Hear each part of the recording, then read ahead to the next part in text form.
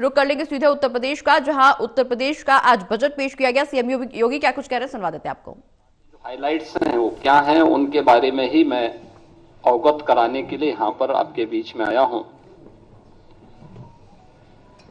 आप में से सभी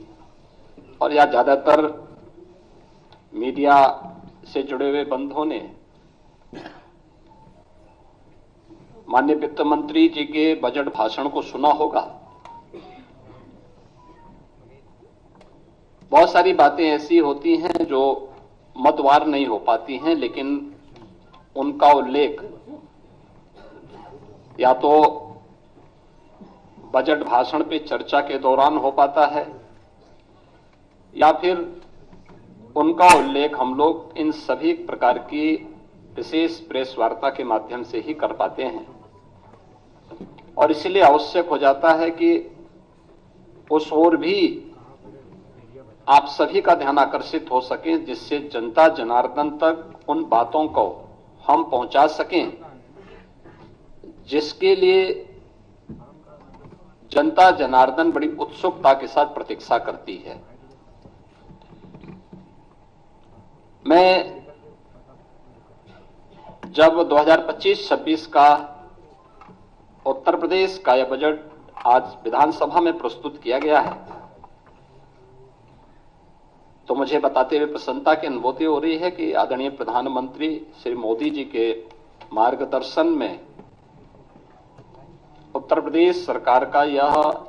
हमारी सरकार का 9वां बजट है। और पिछले 8 वर्ष के अंदर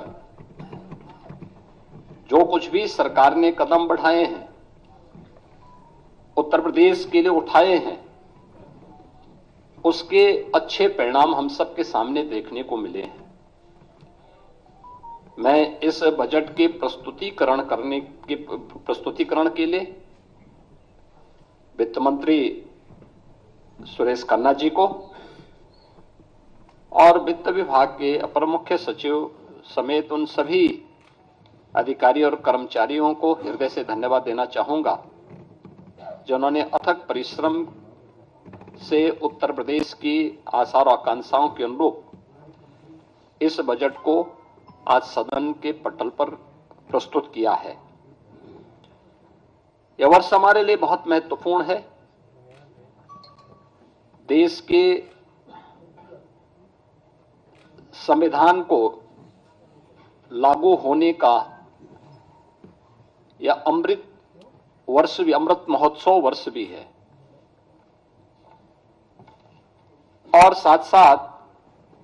उत्तर प्रदेश की स्थापना का भी यह अमृत महोत्सव वर्ष है। ये दोनों कार्य जनवरी 1950 में हुए थे और इसलिए 75 वर्ष की शानदार यात्रा के साथ आगामी 25 वर्ष की हमारी क्या योजना हो सकती है, उसका एक रोड मैप तैयार करने के लिए बजट अत्यंत महत्वपूर्ण है। इस अवसर पर हम सब संविधान के शिल्पी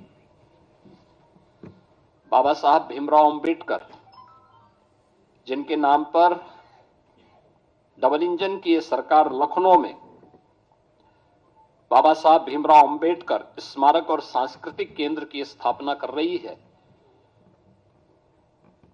संविधान के 75 वर्ष की इस यात्रा के लिए उन्हें विनम्र श्रद्धांजलि अर्पित करता हूं। और यह केंद्र बहुत शीघ्र बाबा साहब भीमराव अंबेडकर के विचारों का एक केंद्र बनकर के संविधान की मूल भावनाओं के अनुरूप वंचितों को वरीयता देने के क्रम को तत्परता के साथ आगे बढ़ाएगी। यह एक नया माध्यम होगा और इसी को थीम में रख करके हमने 2025-26 का अपना बजट प्रस्तुत किया है। मुझे बताते हुए प्रसन्नता है कि पिछले जो बजट हम लोगों ने प्रस्तुत किए थे, उन सब की अपनी एक थीम थी। 2017-18 का जो बजट था वह उत्तर प्रदेश के अन्नदाता किसानों को समर्पित था। अन्नदाता किसानों के हितों के लिए जो अनेक कदम सरकार ने उस समय उठाए थे, उनके ऋण माफी के कार्यक्रम रहे हों, उनकी फसल को प्रोक्योर करने के लिए प्रोक्योरमेंट सेंटर और एमएसपी का नाम उन तक पहुंचाने के कार्यक्रम रहे हों, चीनी मिलों के पुनरुद्धार के कार्यक्रम और वर्षों से लंबित गन्ना मूल्य के भुगतान को एक समयबद्ध तरीके से आगे बढ़ाने का कार्यक्रम रहा हो, अच्छे किस्म के बीज और सिंचाई के बेहतरीन सुविधा उन्हें उपलब्ध कराने का रहा हो, ये सब कार्य तत्परता के साथ इसके लिए कदम बढ़ाए गए। और आज मुझे प्रसन्नता है कि डबल इंजन की भारतीय जनता पार्टी की सरकार के द्वारा जो कदम 17-18 में उठाए गए, आज उसका परिणाम है उत्तर प्रदेश के किसानों की आमदनी को, जो 2017-18 के पहले आत्महत्या करने के लिए मजबूर होता था, आज उसको दोगुने से अधिक बढ़ाने में मदद मिली है। वर्ष 18-19 का जो बजट था, वह बजट हम लोगों ने उत्तर प्रदेश के बीमारू राज्य से इसको उभारने के लिए इंफ्रास्ट्रक्चर और औद्योगिक विकास के लिए समर्पित किया था। आपने देखा होगा एक्सप्रेस वे में जो उत्तर प्रदेश की भागीदारी बहुत कम थी, आज गंगा एक्सप्रेस वे के पूर्ण होने के साथ ही उत्तर प्रदेश की भागीदारी देश के अंदर इंफ्रास्ट्रक्चर एक्सप्रेस वे में 55% से अधिक हो जाएगा। औद्योगिक विकास की दृष्टि से उत्तर प्रदेश का पहला इन्वेस्टर समिट भी हम लोगों ने 2018 में यहां पर संपन्न किया था और उस दृष्टि से 2018-19 का ये बजट हम लोगों ने प्रदेश की जनता को समर्पित किया था। वर्ष 19-20 का बजट प्रदेश में महिला सशक्तिकरण को समर्पित था, जिसमें हम लोगों ने प्रदेश की मातृशक्ति के उन्नयन के लिए अनेक योजनाएं चलाई थी, जिनमें सामूहिक विवाह, मुख्यमंत्री सामूहिक विवाह की योजना हो, मुख्यमंत्री कन्या सुमंगला की योजना हो,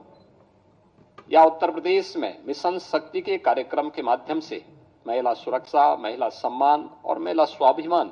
स्वावलंबन, इन कार्यक्रमों को प्राथमिकता के आधार पर आगे बढ़ाने के साथ ही उत्तर प्रदेश के पुलिस बल में महिलाओं की भर्ती को 20% अनिवार्य करने के कार्यक्रम को प्राथमिकता देते हुए आगे बढ़ाने का कार्यक्रम, यह महिला सशक्तिकरण के लिए उठाए गए कदमों का परिणाम था। वर्ष 2020-21 का बजट हम लोगों ने उत्तर प्रदेश के युवाओं को और उनके लिए अधिक से अधिक एम्प्लॉयमेंट बढ़ाने के लिए समर्पित किया था और इसमें 2 करोड़ युवाओं को टैबलेट और स्मार्टफोन के माध्यम से तकनीकी दृष्टि से सक्षम बनाने के कार्यक्रम को आगे बढ़ाने, अनेक अन्य कार्यक्रमों को इस दृष्टि से हम लोगों ने प्रदेश की जनता जनार्दन के लिए समर्पित, युवाओं को समर्पित किया था। 2021-22 का जो बजट था हमारी सरकार का, वह स्वावलंबन से सशक्तिकरण की ओर था। एमएसएमई की योजनाओं के माध्यम से प्रदेश के परंपरागत जो उत्पाद थे उनको प्राथमिकता देते हुए स्वावलंबन के माध्यम से आत्मनिर्भरता के लक्ष्य को प्राप्त करने की दिशा में और उसके माध्यम से सशक्तिकरण के लक्ष्य को आगे बढ़ाते हुए कार्य किया गया था। 2022-23 का बजट अंत्योदय से आत्मनिर्भरता की दिशा में हम लोगों ने उस समय इस कार्यक्रम को आगे बढ़ाया था। पंचायतों के आत्मनिर्भरता के लिए पहली बार ग्राम सचिवालय के निर्माण के कार्यक्रम को आगे बढ़ाया गया था। पहली बार उन सभी क्षेत्रों में कार्य प्रारंभ हुए थे जो महिला सशक्तिकरण के लिए भी महत्वपूर्ण थे और ग्राम्य विकास की दृष्टि से हमारी जो आज भी लगभग 70% के आसपास आबादी ग्रामीण क्षेत्र में निवास करती है, उनके लिए इस कार्यक्रम को आगे बढ़ाया गया था, जिसका परिणाम है कि आज उत्तर प्रदेश के हर ग्राम पंचायत में 5 से 7 रोजगार सृजन की संभावना स्वतःस्फूर्त भाव के साथ वहां दिखाई देती है। 2023-24 का बजट उत्तर प्रदेश के अंदर एक त्वरित, सर्वसमावेशी और समग्र विकास के साथ आत्मनिर्भर उत्तर प्रदेश की नींव को सुदृढ़ करने वाला बजट प्रस्तुत किया गया था और 2025-26 का बजट एक राम राज्य के लिए समर्पित, लोक मंगल की कामना से समर्पित बजट था। तो 2025-26 के अंदर जो 2024-25 का हमारा बजट था, ये उत्तर प्रदेश के अंदर टूरिज्म में भी, ट्रेड में भी, टेक्नोलॉजी में भी एक नए उछाल लाने वाला बजट था। पहली बार 65 करोड़ से अधिक पर्यटक उत्तर प्रदेश के अंदर आए। 14 लाख से अधिक इसमें विदेशी पर्यटक भी थे। और पर्यटन में जो उत्तर प्रदेश पहले तीसरे नंबर पर था, वह उसने 2019 के बाद से जो गति पकड़ी, वह नंबर 1 पर देश के अंदर आने में सफल हुआ है। और 2025-26 का जो बजट है, यह भारत की सनातन संस्कृति को समर्पित सर्वे भवन्तु सुखिनः की अवधारणा पर गरीब, अन्नदाता किसान, युवा, महिला के उत्थान को समर्पित है, जिसमें प्रधानमंत्री मोदी जी का विजन, जिसमें वंचित को वरेता, यानी वंचित को वरेता उसका एक थीम है, उसका केंद्रीय भाव है, इसको समर्पित है। इस बजट का जो दायरा है, जो कि वित्त मंत्री जी ने अपने बजट भाषण में भी कहा कि 8,08,736 करोड़ रुपये से अधिक का यह बजट है, जो 2024-25 की तुलना में 9.8% अधिक है। इसमें एक तरफ जो बजट का आकार में बढ़ोतरी ये राज्य के सामर्थ्य को प्रदर्शित करता है, तो दूसरी ओर यह बजट डबल इंजन सरकार की प्रतिबद्धता को भी दिखाता है। इस बजट में हमने 2,25,561 करोड़ 49 लाख रुपए कैपिटल एक्सपेंडिचर के लिए इसमें प्रस्तावित किया है, जिसके माध्यम से इंफ्रास्ट्रक्चर पर धनराशि जो व्यय होगी, इससे अधिक रोजगार की सृजन इसके माध्यम से होंगे और यह अर्थव्यवस्था को सुदृढ़ करता है। हमने प्रदेश के अंदर 2017-18 में जब उत्तर प्रदेश की अर्थव्यवस्था, जो प्रदेश की कैसे हमने इसको बढ़ाने में सफलता प्राप्त की है, जो जीडीपी थी वह 12,89,000 करोड़ रुपए की थी, वह आज 24-25 में जो उसका अनुमान है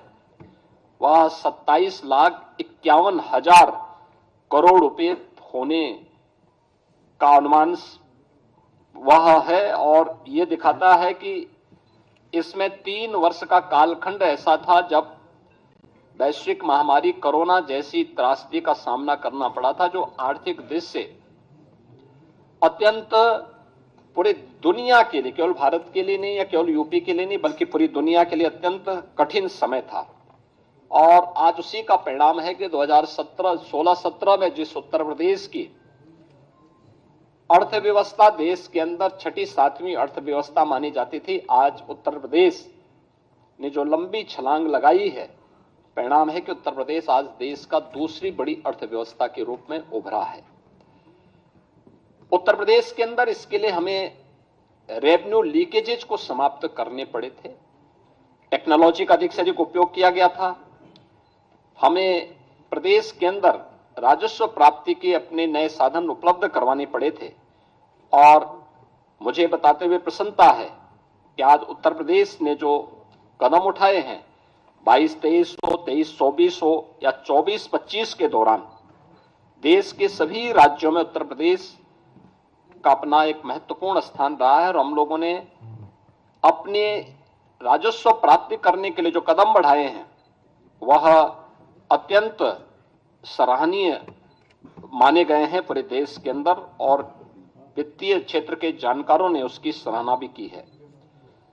मुझे बताते हुए प्रसन्नता है कि आज का जो बजट प्रस्तुत किया गया है, यह बजट जो कुल राजकोषीय घाटा है वह सकल राज्य घरेलू उत्पाद का, यानी जो FRBM की जो लिमिट है रिजर्व बैंक ने घोषित की है, 3% के अंदर वह 2.97% है और यह एक वित्तीय प्रबंधन की दृष्टि से एक बेहतरीन कदम माना जा सकता है। राज्य सरकार का बहुत व्यवस्थित वित्तीय प्रबंधन इसको मान सकते हैं। राजकोषीय अनुशासन का भी एक उत्कृष्ट उदाहरण यह अपने आप में है। मुझे यह बताते हुए प्रसन्नता है कि जो नीति आयोग के द्वारा राज्यों की राजकोषीय स्थिति के संबंध में जो उनकी रिपोर्ट आई है, उस रिपोर्ट के अनुसार भी उत्तर प्रदेश को फ्रंट रनर यानी अग्रणी राज्य के रूप श्रेणी में रखा गया है। यह पहली बार आया है। 2018-19 से 2022-23 की अवधि में जो प्रदेश का जो फिस्कल हेल्थ इंडेक्स है वह 8.9 अंकों में इसमें बढ़ोतरी हुई है। व्यय की गुणवत्ता में सुधार हुआ है। 18 में 13वीं अवधि में पूंजीगत जो व्यय था वह 8.8% से 19.3% के मध्य रहा है और इस अवधि में यह अनुपात देश के प्रमुख राज्यों में औसत अनुपात से जो एवरेज रेशियो था उससे अधिक यूपी का रहा है। प्रदेश ने इस दौरान बेरोजगारी की दर को कम करने में सफलता प्राप्त की है और अत्यधिक रोजगार के सृजन करने में भी प्रदेश ने सफलता प्राप्त की है। उत्तर प्रदेश ने इस दौरान जो कदम बढ़ाए हैं, खासतौर पर अपने परंपरागत उत्पाद के लिए एमएसएमई सेक्टर पर वन डिस्ट्रिक्ट वन प्रोडक्ट ने पूरे देश के अंदर अपनी एक पहचान बनाई है। लगातार प्रयासों से प्रदेश ने पिछले 8 वर्षों में 45 लाख करोड़ रुपए के निवेश प्रस्ताव प्राप्त किए हैं, जिनमें से अब तक हम लोग 15 लाख करोड़ रुपए से अधिक के निवेश प्रस्ताव को जमीनी धरातल पर उतारने में हमें सफलता प्राप्त हुई है और इसके माध्यम से हमने 60 लाख से अधिक उत्तर प्रदेश के युवाओं को सीधे नौकरी प्रदान करने में भी सफलता प्राप्त की है। हमने बजट में इस बार के बजट में 28,478 करोड़ और 31 लाख रुपए नई मदों के लिए हमने प्रावधानित किया है, जिसमें अवस्थापना विकास के लिए 1,79,131 करोड़ 4 लाख रुपए प्रस्तावित किया है, जो कुल बजट का 22% है। इसमें ऊर्जा क्षेत्र के लिए, सिंचाई के लिए, भारी और मध्यम उद्योग के लिए, नगर विकास के लिए, आवास एवं शहरी नियोजन के लिए और नागरिक उड्डयन के लिए यानी एयर कनेक्टिविटी को और बेहतर बनाने के लिए यह कदम बढ़ाए गए हैं। शिक्षा क्षेत्र में कुल बजट का उत्तर प्रदेश के अंदर शिक्षा के लिए 1,06,360 करोड़ रुपए का प्रावधान किया गया है, यानी जो कुल बजट का 13% है। आप देखते होंगे कि अक्सर शिक्षा के लिए 6% बजट की मांग होती है। उत्तर प्रदेश देश के उन राज्यों में जो 13% केवल शिक्षा पे खर्च कर रहा है। कृषि क्षेत्र में हम लोगों ने जो बजट के लिए प्रावधान किया, जिसमें कृषि और उसके सहायक सेक्टर हैं, जिसमें कृषि है, उद्यान है, पशुधन है, दुग्ध विकास का है, मत्स्य है, सहकारिता है, ग्राम्य विकास, पंचायती राज, नमामि गंगे और ग्रामीण जलपूर्ति का है। इसमें 89,353 करोड़ रुपए प्रस्तावित किया है, जो कुल बजट का 11% है। चिकित्सा क्षेत्र के लिए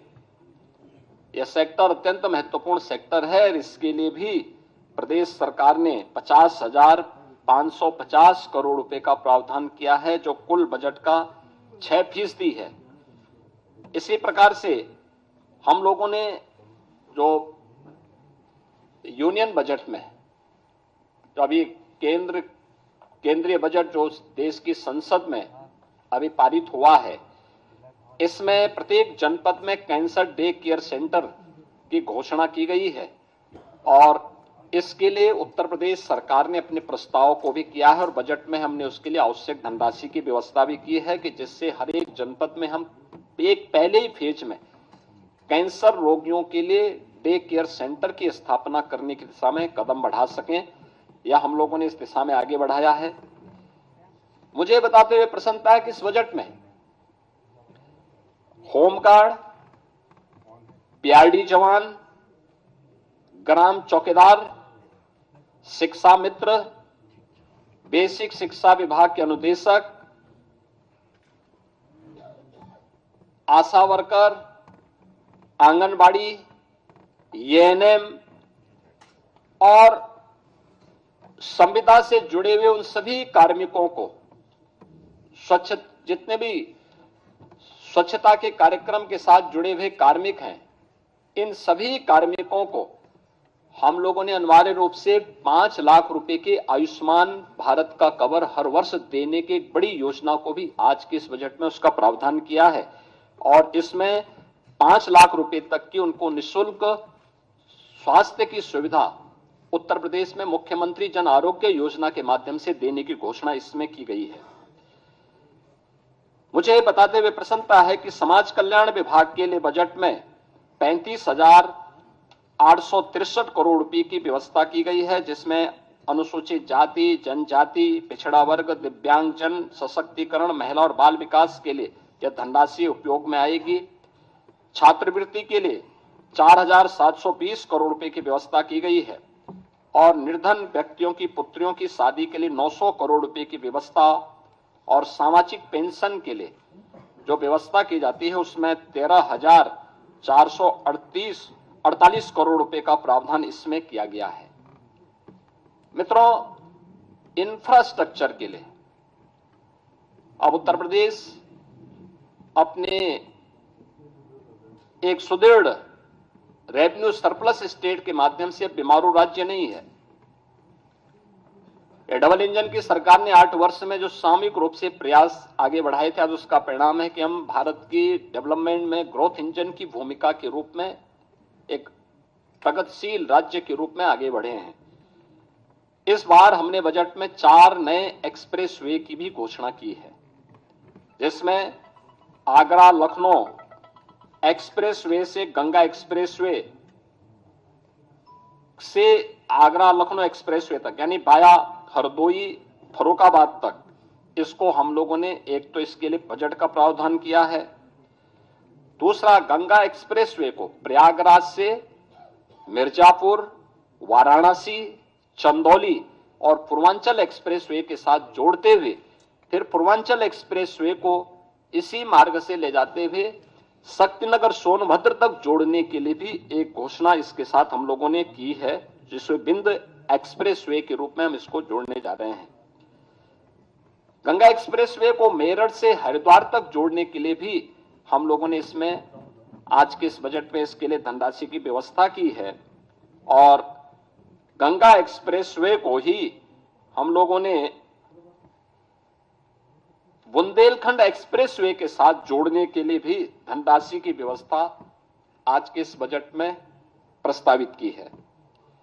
प्रयागराज में महाकुंभ के अवसर पर इस बार हमारे जो अनुभव रहे हैं उसको देखते हुए हम लोगों को ये अनुभव हुआ है कि वहां पे आवागमन को और सुगम बनाने के लिए 2 नए ब्रिजेज बनाने बहुत आवश्यक हैं। एक शास्त्री ब्रिज के साथ पैरेलल गंगा नदी के ऊपर और एक यमुना नदी के ऊपर जो नैनी में सिग्नेचर ब्रिज है उसके पैरेलल एक नए ब्रिज बनाने के लिए इसके लिए भी धनराशि की व्यवस्था हमने यहां पर की है। मुझे बताते हुए प्रसन्नता है कि मॉडर्न टेक्नोलॉजी में लखनऊ को आर्टिफिशियल इंटेलिजेंस के एक केंद्र के रूप में, एक हब के रूप में विकसित करने के लिए भी धनराशि की व्यवस्था यहां पर की गई है। इसके अलावा प्रदेश के अंदर प्रत्येक मंडल स्तर पर प्रदेश सरकार ने एक कन्वेंशन सेंटर, ये कन्वेंशन सेंटर जो भी हमारे बनेंगे जिसमें बड़े पैमाने पर हम लोग वहां के सार्वजनिक कार्यक्रमों को आयोजित कर सकेंगे, इनके निर्माण के लिए हम लोगों ने धनराशि का प्रावधान किया है और ये सभी नगर निगमों में, खासतौर पर प्रदेश के अंदर सभी नगर निगमों में और खासतौर पर उन नगर जो हमारे कमिश्नरी हेडक्वार्टर हैं उन पे पहले चरण में हम इसको करने जा रहे हैं। प्रत्येक ग्राम पंचायत में एक उत्सव भवन बनाने के कार्यक्रम को भी बजट में प्रावधान किया गया, जिसमें शादी ब्याह के हैं, कोई मांगलिक कार्यक्रम है, कोई सार्वजनिक कार्यक्रम ग्राम पंचायत स्तर पर करने हो, तो यह एक नई उपलब्धि ग्राम पंचायतों को उपलब्ध करवाई गई है। यह कार्यक्रम भी हम उसको आगे बढ़ाने के लिए, इस कार्यक्रम को भी हम उसके साथ जोड़ने जा रहे हैं। इससे रोजगार का भी सृजन होगा और ग्राम पंचायत को उसी ग्राम पंचायत में तमाम प्रकार की सुविधाएं उसके माध्यम से मिलेंगी। मुझे बताते हुए प्रसन्नता है कि डबल इंजन सरकार के द्वारा प्रधानमंत्री मोदी जी के नेतृत्व में पिछले 8 वर्ष के अंदर प्रदेश के अंदर उठाए गए कदमों का परिणाम है कि उत्तर प्रदेश में 6 करोड़ लोगों को गरीबी रेखा से ऊपर उठ करके एक सामान्य जीवन यापन करने का एक सुगम मार्ग इस डबल इंजन सरकार ने प्रशस्त किया है। और इस बार गरीबी पर पूरी तरह उसका उन्मूलन करने के लिए सरकार ने जो यूनियन बजट में भी अभी हाल ही में जो बजट प्रस्तुत किया गया, उस बजट की जो थीम है वह भी प्रधानमंत्री मोदी जी ने उसमें जो महत्वपूर्ण प्रावधान किए हैं वह वही एक की $5 ट्रिलियन की इकोनॉमी बनने के लिए भारत के लिए आवश्यक है कि वह जीरो पॉवर्टी के लक्ष्य को प्राप्त करे। और उत्तर प्रदेश देश की आबादी का सबसे बड़ा राज्य है, सबसे बड़ा चैलेंज हमारे सामने है। हमारा सर्वे लगभग पूरा हो चुका है और हमने बजट में उसके लिए प्रावधान किए हैं, दोनों प्रकार के प्रावधान किए हैं। एक, जिनके पास जो सुविधा नहीं है उन गरीबों को उन सुविधाओं के लिए, चाहे वह विभिन्न विभागों के साथ मिलकर के या फिर एक मुश्त उसको उस व्यवस्था के साथ जोड़ने के लिए, इसके लिए धनराशि की व्यवस्था, जीरो पॉवर्टी को उस टारगेट को अचीव करने के लिए भी हम लोगों ने इस व्यवस्था में की है। और इसके लिए एक व्यवस्था दी गई है कि हम उस लक्ष्य तक उस परिवार को लेके जाएंगे कि मिनिमम वह परिवार के एक व्यक्ति को रोजगार भी मिल सके और उस परिवार में कम से कम 1,25,000 रुपए की एक निश्चित आय, वार्षिक आय उस परिवार के व्यक्ति को रोजगार या किसी न किसी काम के माध्यम से उपलब्ध करवा सके। यह एक प्रयास सरकार के स्तर पर प्रावधान किया गया है। इसके साथ ही हमने इसके लिए धनराशि 2025-26 में इसके लिए अलग से भी धनराशि की व्यवस्था की है। युवाओं के लिए हम लोगों ने एक व्यवस्था की है और इसमें शिक्षा है, रोजगार है, उद्यमता में सरकार की प्राथमिकता को आगे बढ़ाते हुए प्रदेश के हर जनपद में हम लोगों के द्वारा एक प्रावधान किया जा रहा है कि हर जनपद में हम एक डिस्ट्रिक्ट इकोनॉमिक जोन बना सकें, जो एक एम्प्लॉयमेंट जोन के रूप में कर सके। और ये एम्प्लॉयमेंट जोन भारत के, अखंड भारत के शिल्पी लौह पुरुष सरदार वल्लभ भाई पटेल के रूप में जाने जाएंगे, जो प्रदेश के युवाओं को उन्हीं के क्षेत्रों में वहीं पे रोजगार के साथ जोड़ने में भूमिका, और ये अलग अलग प्रकार के होंगे, खासतौर पर अलग अलग प्रकार के कार्यक्रमों के साथ जुड़ेंगे। कोई इकोनॉमिक जोन औद्योगिक विकास के लिए होगा, कोई एमएसएमई के लिए होगा, कोई टेक्सटाइल के लिए होगा, कोई एजुकेशन के लिए होगा, कोई हेल्थ के लिए होगा। अलग अलग उसके लिए हम इन सभी जोन को उसके साथ विकसित करेंगे और उसमें एक सुविधा उसके साथ हम जोड़ने जा रहे हैं। इसके अलावा हम लोगों ने 10 जनपदों में इस बजट में एक प्रावधान किया है कि 10 जनपदों में हम लोग वस्त्र उद्योग के लिए, टेक्सटाइल पार्क के लिए निर्माण के कार्यक्रम को आगे बढ़ाएंगे। यह योजना हमारी समर्पित होगी संत कबीर के नाम पर। संत कबीर के नाम पर यह योजना उन जनपदों में वस्त्र उद्योग के लिए होगी। तो 2 जनपदों में राज्य सरकार 2 नए लेदर पार्क के निर्माण के कार्यक्रम को आगे बढ़ाएगी, जो योजना समर्पित होगी संत रविदास जी के नाम पे। इसके अलावा यह वर्ष समर्पित है पूर्व प्रधानमंत्री स्वर्गीय अटल बिहारी वाजपेयी जी की जन्म शताब्दी वर्ष के लिए। प्रदेश के अंदर हम लोगों ने नगरीय क्षेत्रों में पुस्तकालयों के निर्माण के कार्यक्रम को जो प्राथमिकता के आधार पर हम आगे बढ़ाने जा रहे हैं, उन कार्यक्रमों को इस बजट में हमने व्यवस्था भी की है। यह सभी अटल नगरीय क्षेत्रों में पुस्तकालय और उनके नाम पर